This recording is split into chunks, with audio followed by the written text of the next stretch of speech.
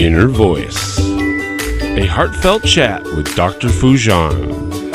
A while ago, a few years back, as I was doing talks, and somebody started calling me the entrepreneur philosopher, and that kind of stuck because I do see things through a philosophical, if you would, lens. There is a mechanical lens, which there are hundreds and hundreds of books about, for example, leadership and entrepreneurship, and here's a practical way of doing this. But I think prosperity, progress, satisfaction, success, all of that essentially begins. Introducing a powerful new update from the Foojan app. Now with flexible subscription plans to fit your journey monthly, quarterly, or yearly. Our new AI-driven onboarding customizes your path to feeling better, faster, and enjoy a refreshed experience with stunning 3D interactive videos. Update now. Empower your inner voice with Foojan. Download today. Welcome to the Inner Voice, the Heartfelt Chat podcast. I'm your host, Dr. Foojan Zeine. I'm a psychotherapist and author and the founder of the International Awareness Integration Institute. Today, I speak with Dr. Sid Mohasseb. He's known as the entrepreneur philosopher.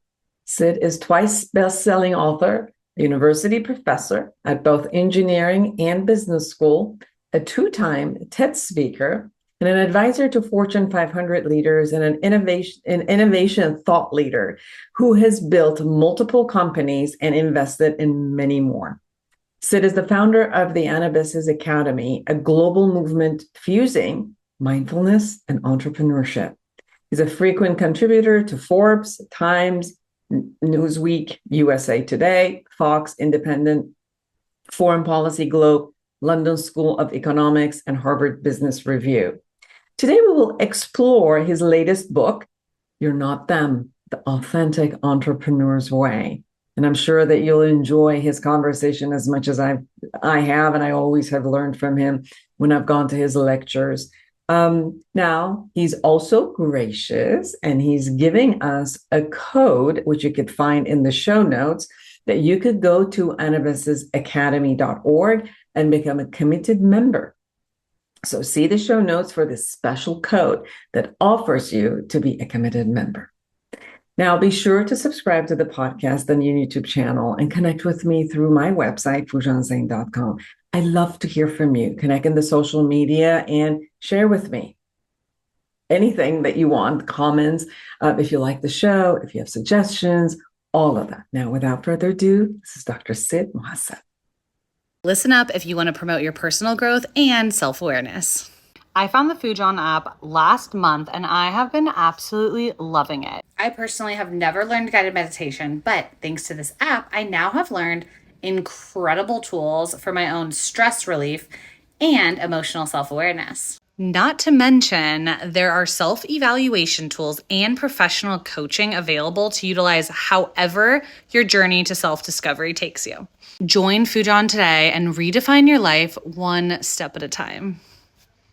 Intentional Parenting, a practical guide to awareness integration theory, written by Dr. Jafari, Dr. Foojan Zeine, and Dr. Manoukian, three experts in human development, is your step-by-step guide to raising a healthy child prepared for a culturally integrated world. You're supported in parenting infants to adolescents using the latest evidence-based scientific research on parenting. Order your copy on Amazon now. When I join Anabasis Academy, what do I get and what I don't get? What do you get? What don't you get? You don't get a certificate because certificates never guarantee prosperity. You don't get generic so-called practical advice and recipes because you're unique and they hardly ever work. You don't get a bunch of shallow motivational nonsense because the only one who can motivate you is you. You will. You will get provoked and you will get fresh perspectives to consider.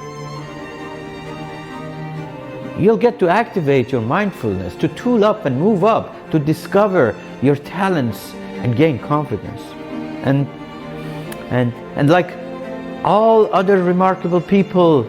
If you engage and act, you will get a uniquely yours opportunity to evolve and shape your future. Visit anabasisacademy.org. Explore the difference, experience it, and make a difference.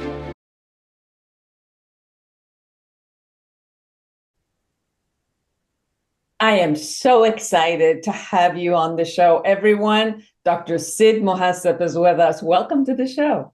Thank you for having me. Well, I just met you, about 2 weeks ago. So I was so excited when I met you. I'm like, can you come to my show? And you were gracious enough to set it up. And what I got excited about, and everybody, yes, we're going to talk about his book. The book is You Are Not Them, The Authentic Entrepreneur's Way.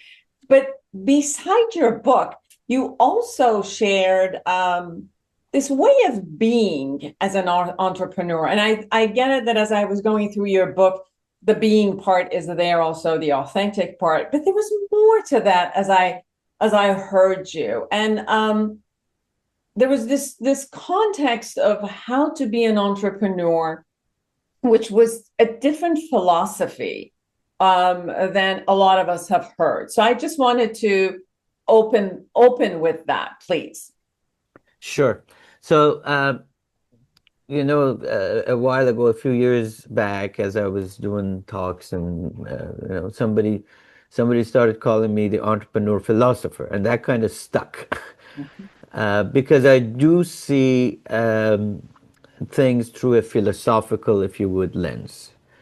There is a mechanical lens, which there are hundreds and hundreds of books about, for example, leadership and entrepreneurship, and here's a practical way of doing this. But I think prosperity, progress, satisfaction, success, all of that essentially begins within us.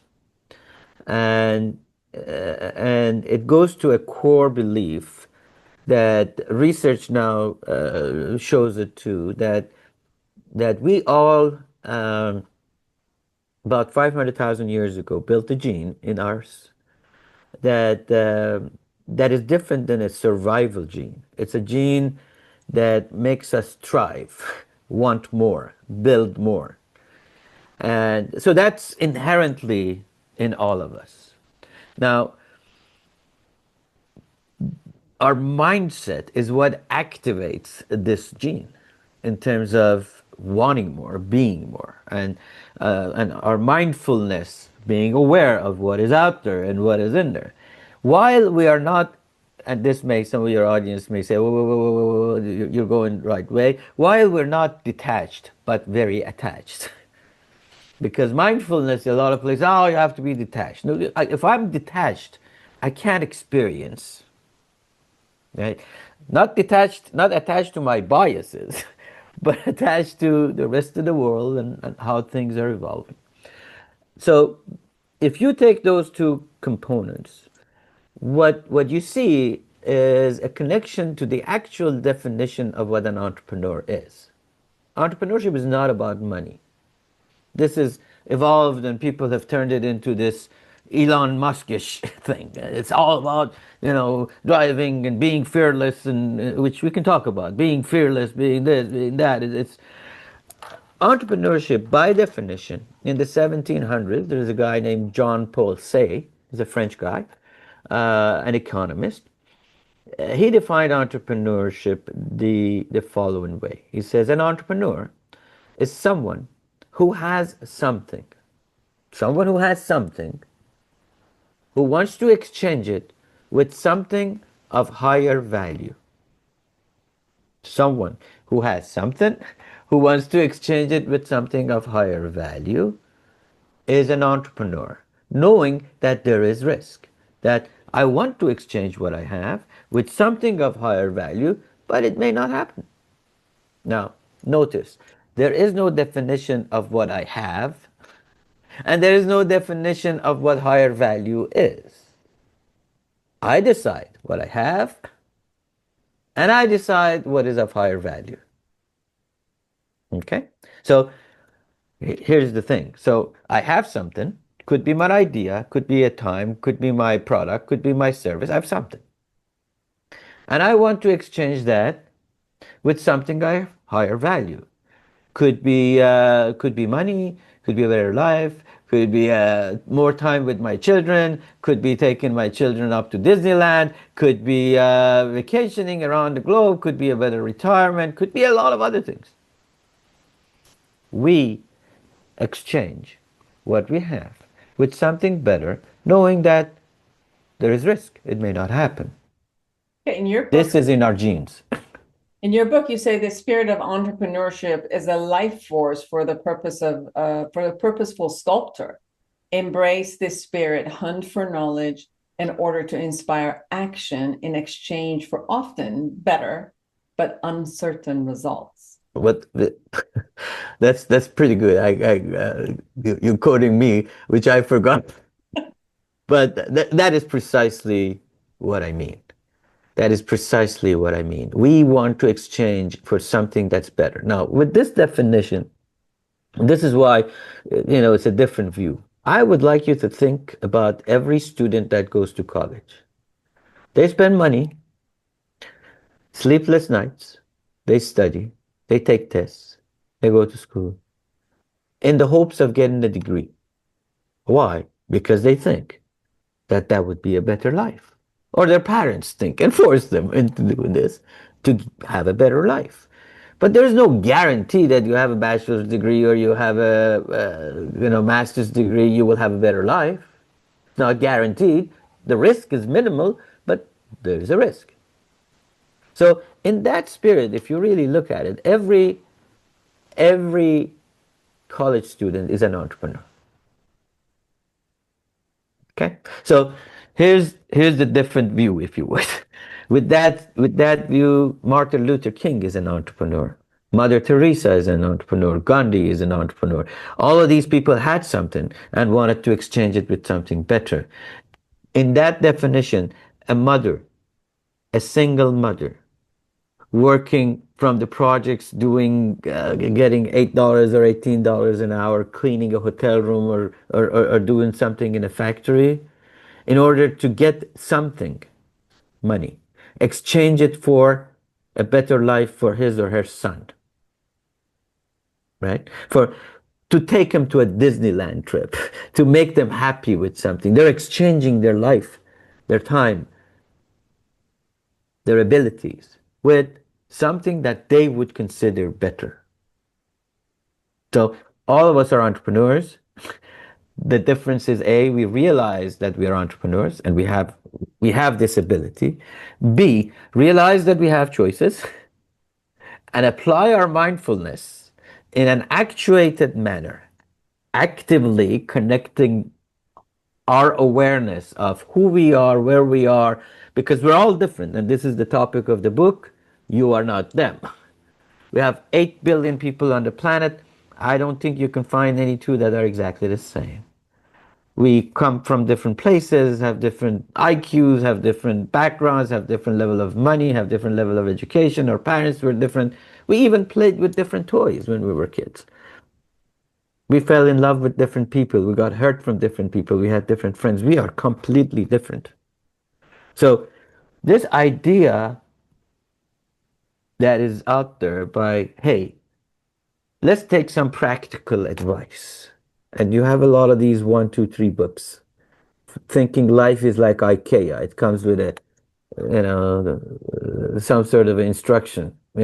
Put this panel next to this panel, use this screw number A and attach them, and boom, you have it. Life doesn't work that way because we're all different. So practical is very individual driven. Leadership is very individual driven. And the idea of putting all of that into a mix and looking at our awareness of our emotions, of our capabilities, the real life that's out there, combine them together creates our authentic self, our authentic leader, if you would. So one of the things that I hear from you is that people might only have the concept of leadership or entrepreneurship and in two different layers attached to a particular role. If they have a business, or if they're selling businesses, or they're going from businesses to another, versus what your philosophy is. Entrepreneurship is a state which is consistently changing. So at any point where you, in this state, you are exchanging your value as a greatness of who you are, your authentic self, and you're exchanging it with some other value, whether it's another human being's. Like for now, at this point, what we're doing is exchanging conversations, exchanging experiences, right? So it's both have value, and we each think that this is being in this space together. I'm gaining value from your experiences, and you might be getting value from my experiences. So that state of being, which the first part of your book says, discover and then pursue. It's first that kind of discovery of what is your value, what kind of value do you uphold, and what kind of passion you have about what's out there, which you like to gain. And then that discovery by itself and pursuing it starts practically your state of entrepreneurship. Can you share a little bit about that? Sure. So the thing that you focused on is this: first the discovery and then the pursuit. So I believe and that we are both the art and the artist. We're both the sculptor and the sculptor. What does that mean? That means that we are in full control of creating our next version, next better version, next best version. But it is never the final version.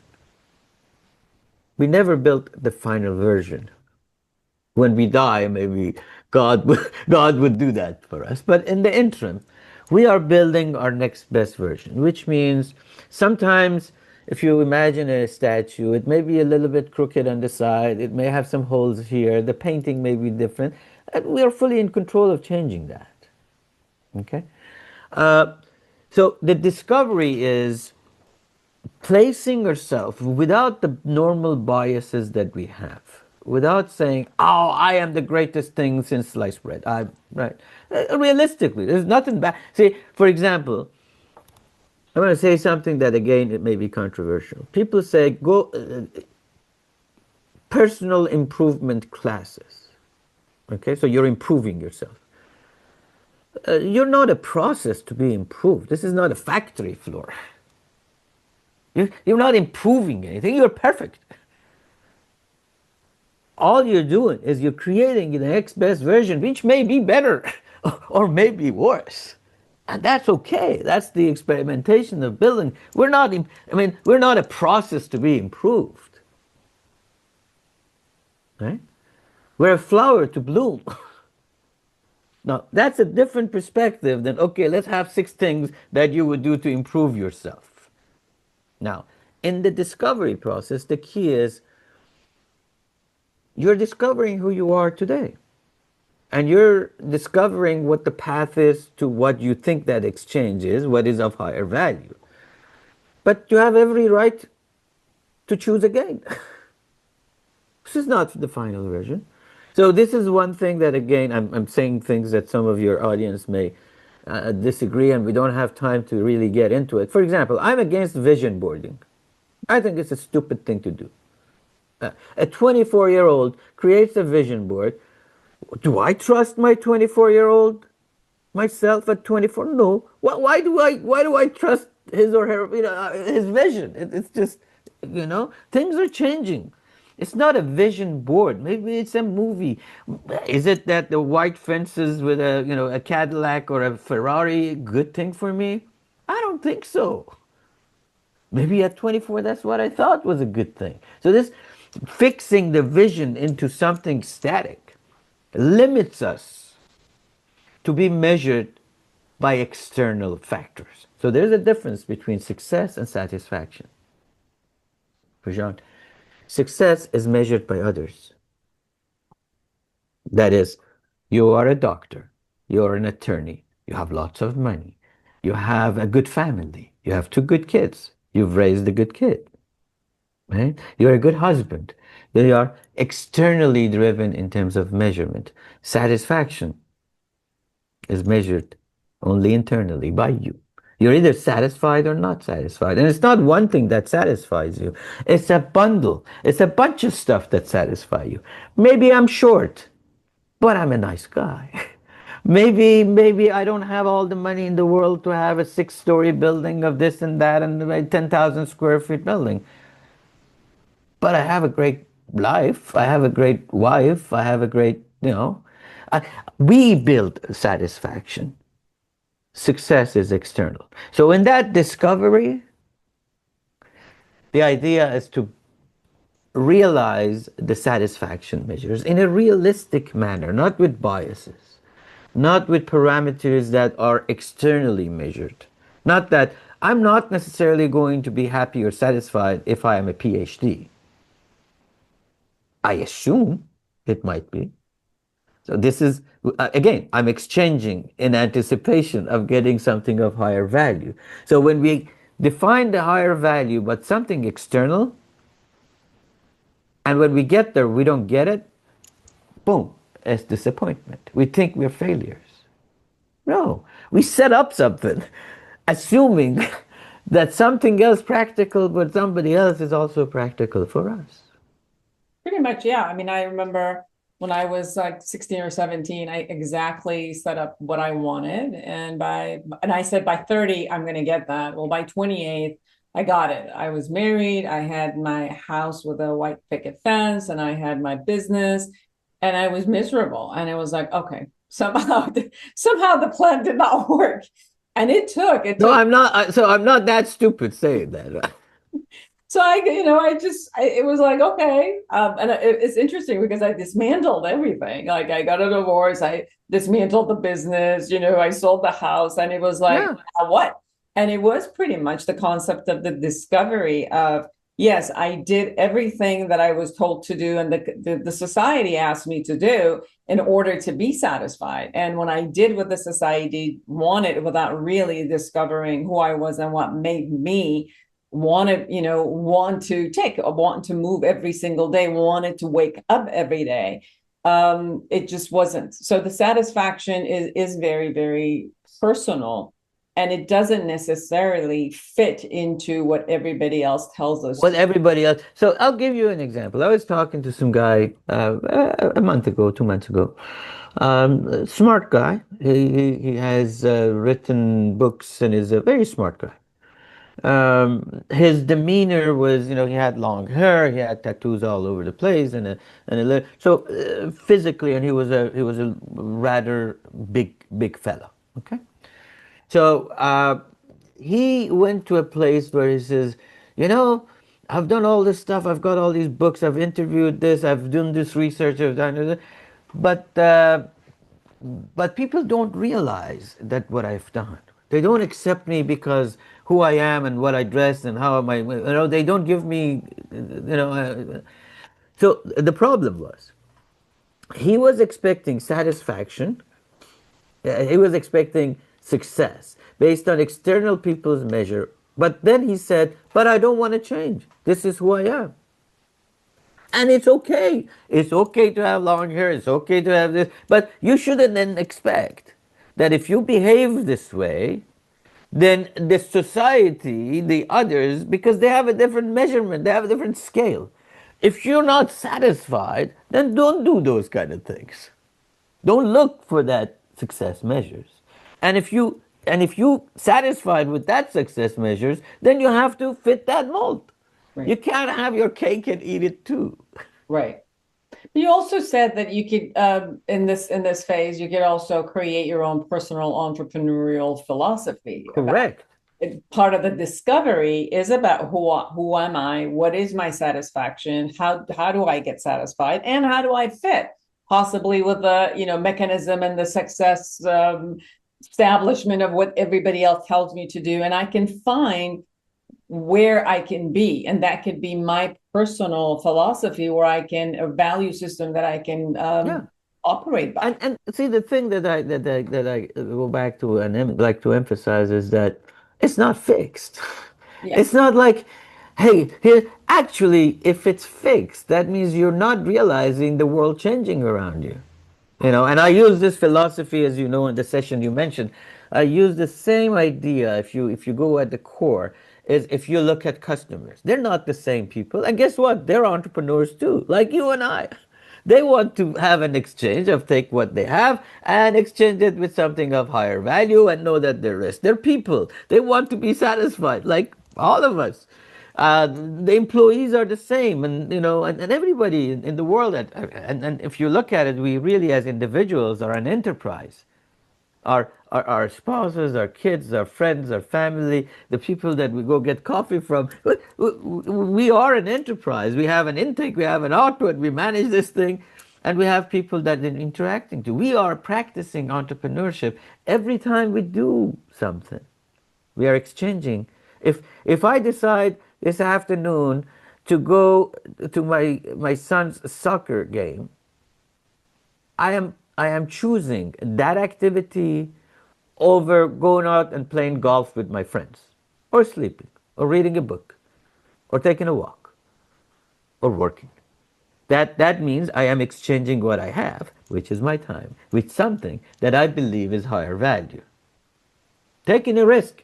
If I don't work, my boss would be unhappy.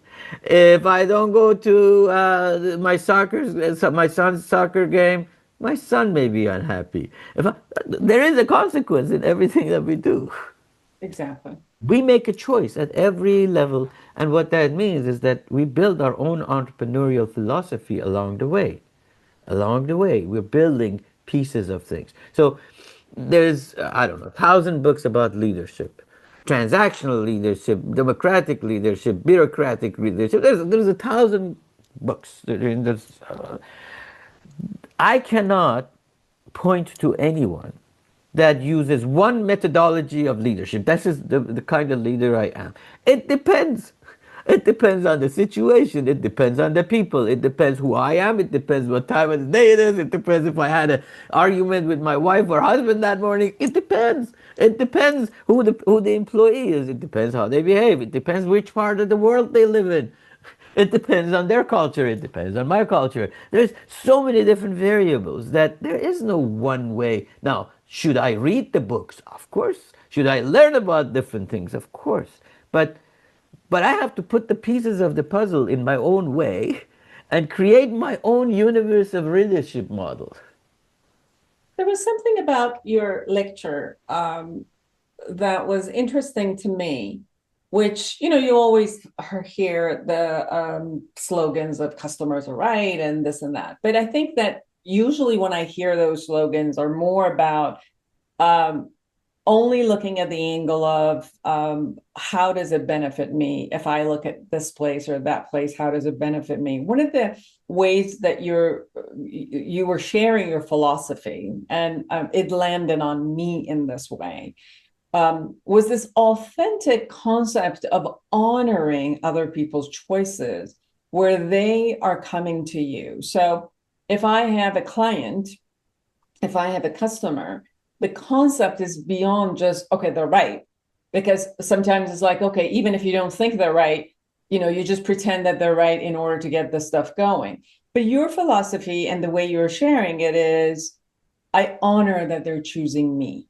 I honor that, if I'm a therapist or a professor at university or whatever I'm doing, that the person who chooses at that moment to come in to see me, I need to honor who they are and honor that they chose me because they saw some value that I'm offering, and I want to honor their value. And then you were talking about also like honoring our employees. If we have a company, if we are a man in management, honoring the people who are working for us, because they don't have to. They can quit at any time. One of the things we saw that Gallup recently stated that most people are not engaged. Even managers are not engaged really across the globe. This isn't just the US, across the globe. And I think the philosophy that you were sharing about this honoring of another human being's choice, because it's the truth, they are choosing us, creates that kind of an authentic human to human connection. which has been missing, because like you said, some of the leadership has been just transactional, that partially what has been missing is that human to human connection. And we know, based on a lot of the surveys, that people may choose to stay in a company although their salary is not being raised, just because of that connection that they have, because they felt appreciated, seen, heard.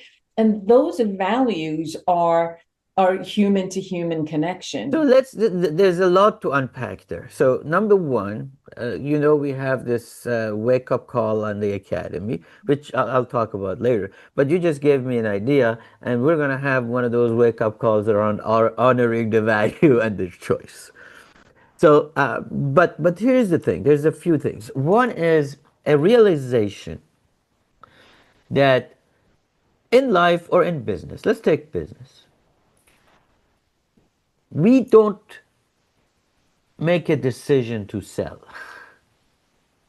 I don't have control over their bank account as a company, as a salesperson. They have full control. So it is their decision to buy, not my decision to sell. I can't close this deal unless they decide to buy. And they decide based on what? Based on their satisfaction, their own reasons,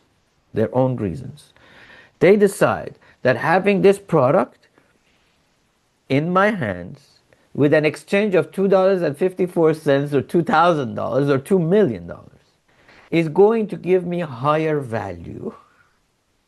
And they realize some risk. That's why they look at you. Do I trust you? Is this the right thing? Right? The same thing, as you said, happens to employees. You say, here's a job description and here's $143,000. They decide the rent is due. Is this 143 the right number for me? Do I have a benefit package? Do I have a father that is sick and I need insurance? Do I have to go to work? Can I work from home? Am I close to my children's school so I can pick them up on the way back? I made all those, I make that decision. I make that decision also how much productivity I'm going to bring, how much creativity I'm going to bring to you. So realizing that people do things because of their own reasons and their own satisfactions, not because of mine. The idea of capitalism has changed over the years, unfortunately. It has become something that, I bully them, or I bamboozle them, or I BS them, here's a sales force with this thing, marketing gimmicks and all of that sort of stuff. But the reality is, entrepreneurship and capitalism is about this exchange. The reason for a business is not to create profits, it's to create value. To who? To all of those 5 players, which are customers, employees, your partners, the investors that you may have, which may be you, and the society.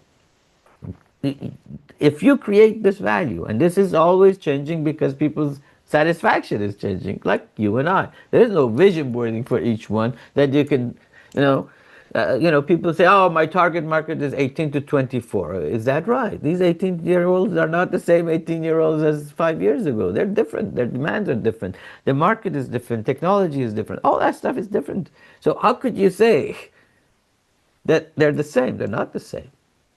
So if you look at this, respecting their choice is respecting the value that they need. So the role of a company, what we control as a company, what any company controls, is the value creation part.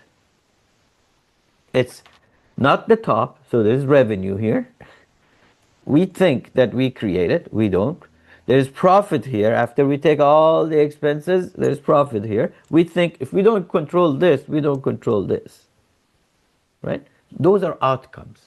Revenue and profits are outcomes.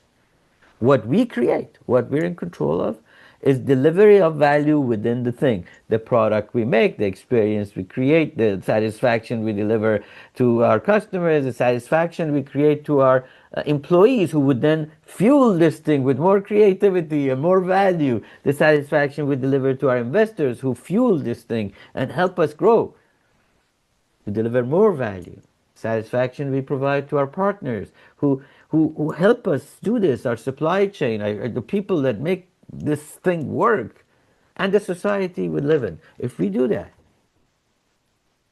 if we honor each one of those, we will have a business that makes money. Everyone, go get this book. You Are Not Them: The Authentic Entrepreneur's Way by Sid Mohasseb. So the next phase that you talked about in this book was ignite and be. And you shared about when something happens, that what we do is we kind of go into an observing mode. And then we kind of go back and look at what we observed, what the issues were, what the satisfaction levels are, who are at play, what worked and what didn't, and then we'll make a decision and then go into action. Can you share a little bit about this stage of ignite and be? So as I said, a couple of things that we hopefully have established: that we're all entrepreneurs, that it's in our genes, that we're exchanging all the time. Now the question is, how do we exchange, and what parameters do we have to take into consideration? Right? That is a mindset issue. That's a mindset issue, which is about awareness, which is about realization, and then an action at some point. Because if we are disconnected, there is no impact. Impact is created only when we are in the real world. When we take an action, we consider the reaction, the consequences, and we move around. So let's unfold some of those. Let's say this statement: be fearless. I'm a fearless leader. Well, that's a stupid thing to do. Fear is a mechanism of an alert system mechanism. It's like I have put in an alarm system at my home to catch a thief. And then I say, be fearless, disconnect the alarm. Well, that's a stupid thing. The key is not to ignore or be fearless. It's to be prepared to deal with the fear. Is to be prepared to realize that this is a fear, this is a worry. Okay, why am I worried? Because I don't have any other options. Okay, let's go create options. It's when we have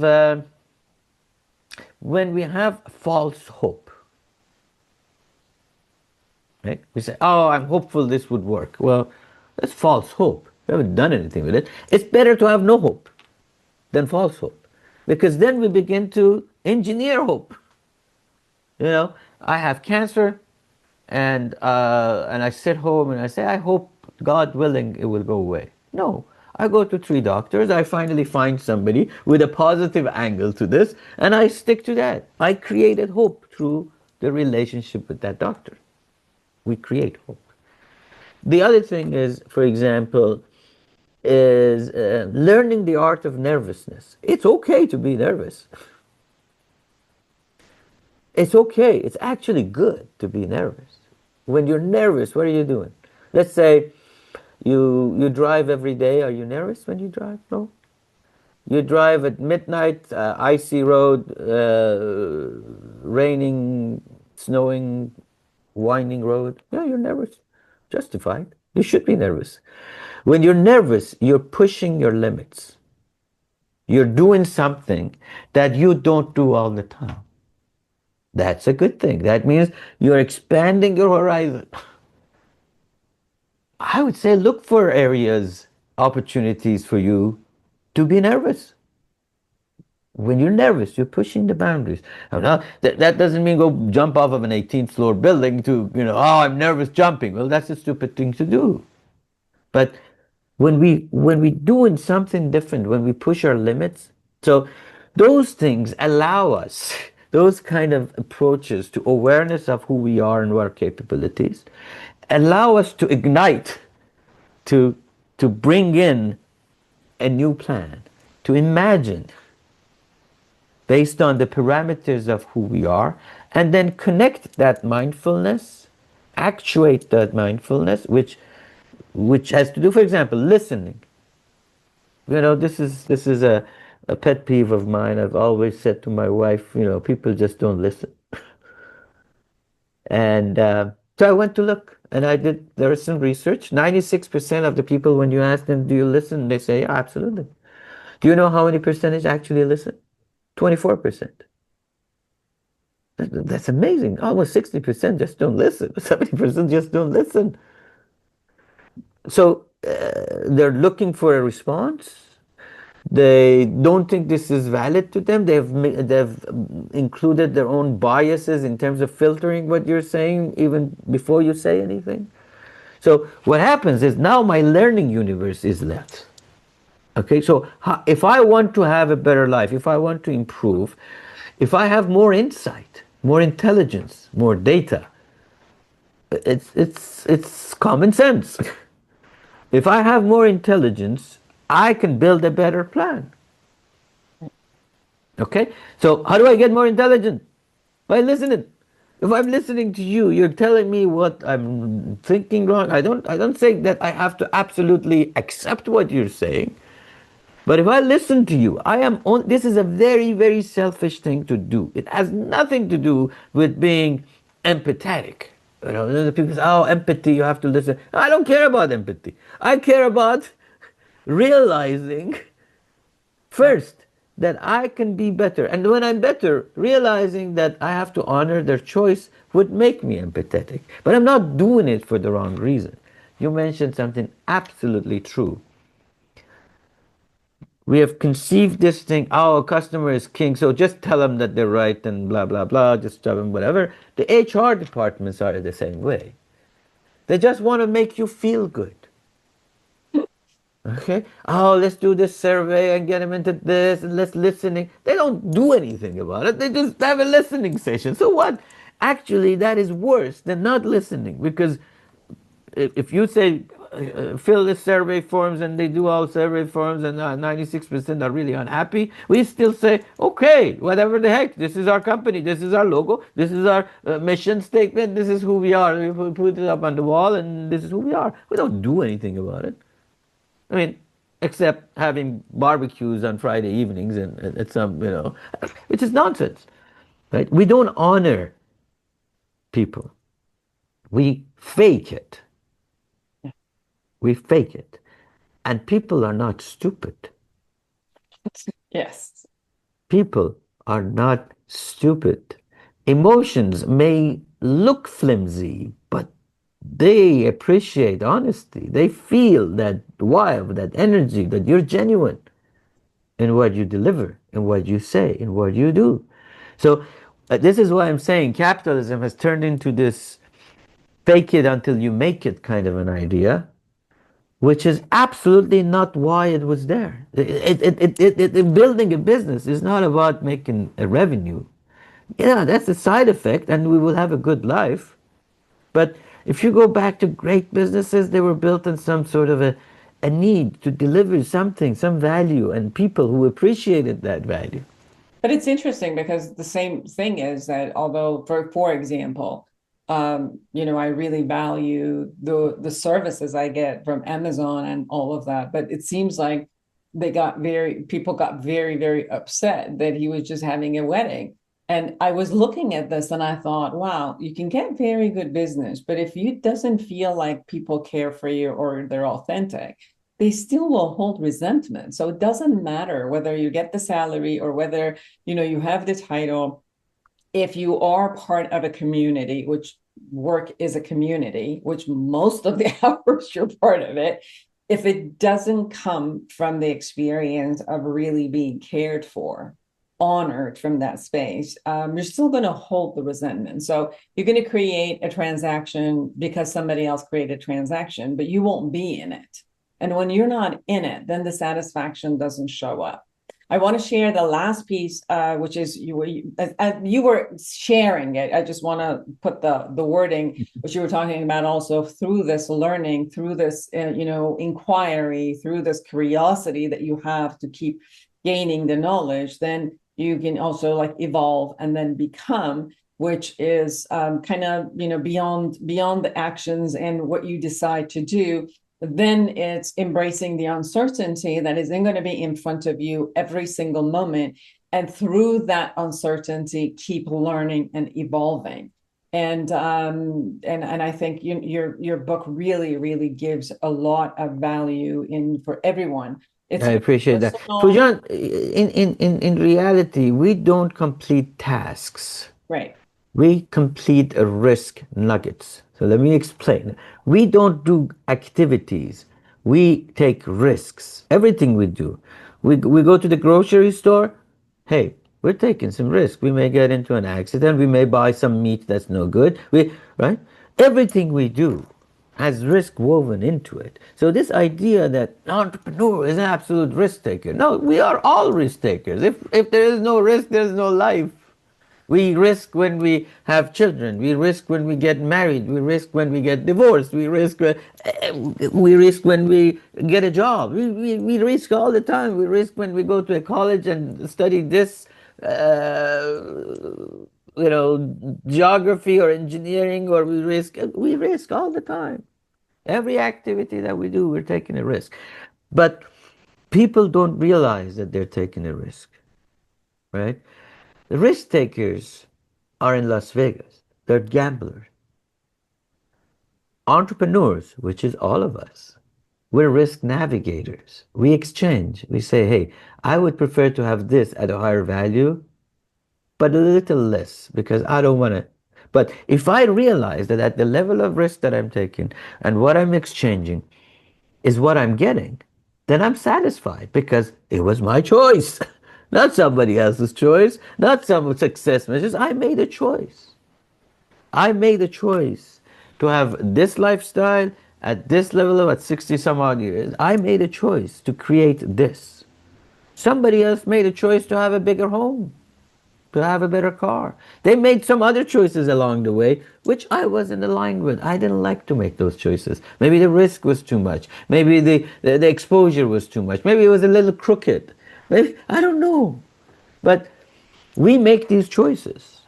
And the choices are based on the options or the change that we have in front of us, which is another thing, pet peeve of mine. I say, don't leave change to chance. Don't leave change to chance.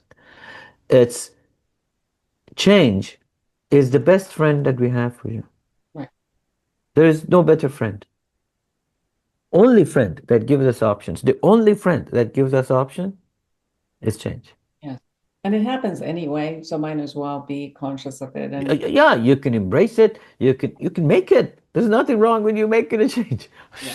Nothing wrong with it. As long as you see it as it is the only friend that gives you option. And imagine if there was no change. Yes.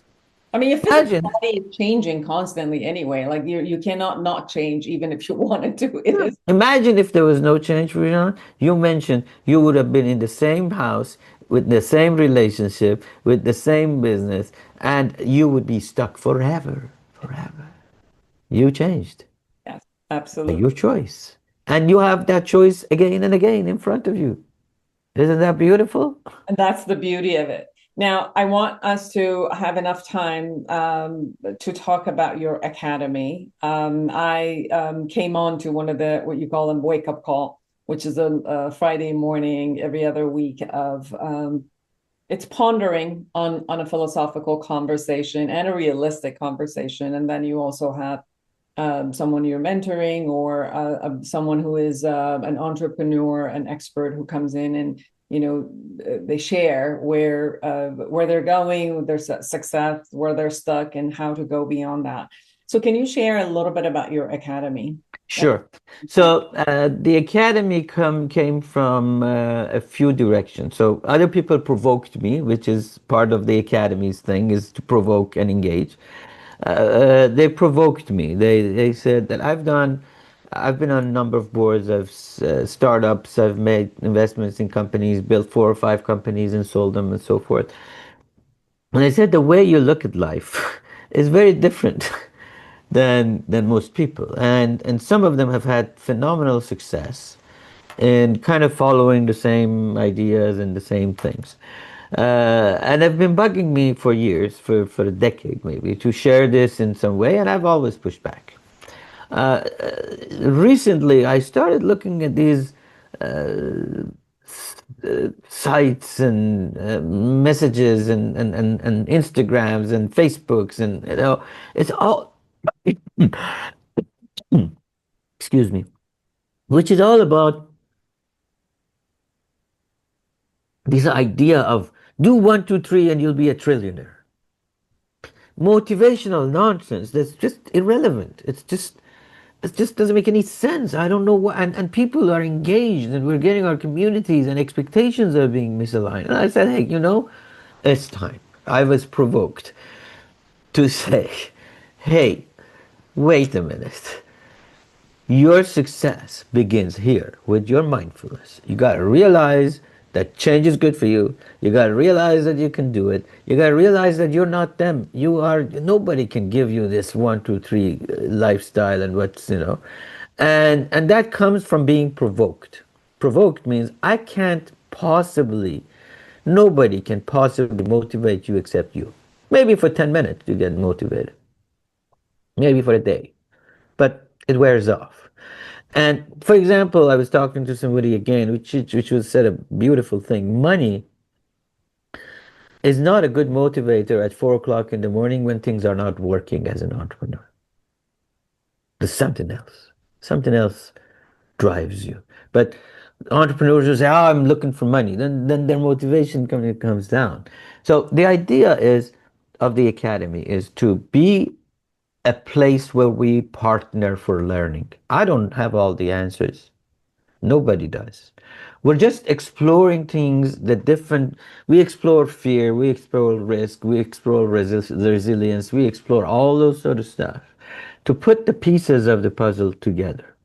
So one part of it is what you mentioned. Every other Friday we have a wake-up call where we take, and we don't talk about what do you do in a common way. Tell me about your background, and I built this company, I built this thing. Okay, good for you.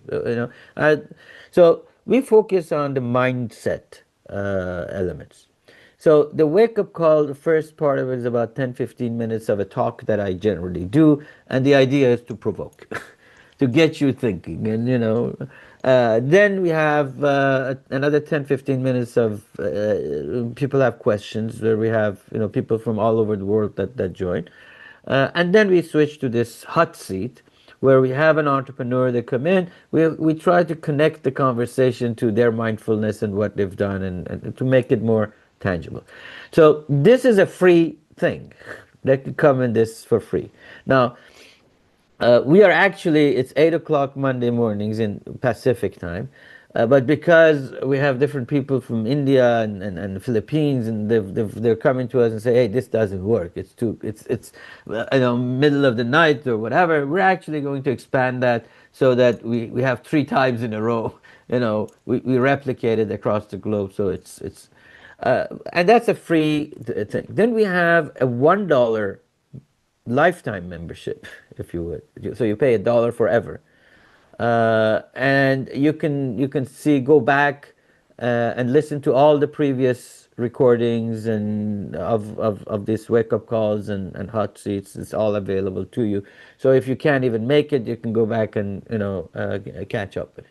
Plus, there's some other activities, like we have a public square where people engage and communicate. So if there's a topic, we talk about it, they bring it in and they start talking about it. So it allows us to learn from each other. They can get on the app. Then we have something that we call that's the intrigued membership. I'm just intrigued to learn. And then we have a committed membership that says, I'm committed to my next best version.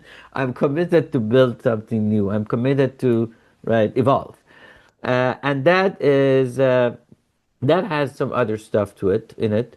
One is a series we call Expert Circle, where I have conversations with people that are like 30 minutes. And these are like we've had people that run $600-700 million companies. We've had the people have. I had Marty Cooper, literally the inventor of cell phone. I had the first woman inducted in the Hall of Fame for wireless communication. People that have accomplished, and again, I'll say, go you look at their LinkedIn if you want to know about what he has done. What we care about is their mindset. And then I have a series of what we call conversational collections. These are 5, 7 minutes, 10 minutes maximum videos that are around one topic. So we talked about, for example, this idea of satisfaction and exchange. One series is Satisfaction, the Child of Reasons. That is one, I think it's 8 or 9 videos. And we actually drill down, okay, how does a customer see the world? How does this see the world? And how do they connect? And we use examples and things like that. I hate to end, but we got to end in 2 minutes. So tell me how people can find you. What is the website? And I'll put it on the show notes too. Sure. The website is, the name of the academy is Anabasis Academy. Anabasis. Ana means moving up. Basis means the base. Ana is a Latin word. Anabasis academy.org. And it's a very non-academic academy, so don't be afraid. We're not going to ask you to take tests. It's more a casual interaction and partner in learning. And you could also find me. My email is my first name at my last name.com. Beautiful. And everyone, go get this book. You Are Not Them, The Authentic Entrepreneur's Way by Sid Mohasseb. It was a joy. And if they get it and they read it, please drop an email for me, whether you like it or don't like it. Beautiful. It was a joy to have you. Thank you for taking the time to be with us. It was an absolute pleasure. I enjoyed it. Thank you. And for all of you who are out there, if you liked our conversation, please let us know. Go to the show, subscribe to the show or the YouTube channel. Let us know how it was for you and create an amazing life for yourself and everyone around you. And until next week, bye-bye. Are you a psychotherapist looking to enhance your practice? The Awareness Integration Therapy developed by Dr. Foojan Zeine is a comprehensive guide to the principle and techniques of this powerful therapeutic approach. Join the growing community who have elevated their practice and expanded their skills by embracing awareness integration therapy and witnessing its life-changing impact. Order your copy on Amazon now.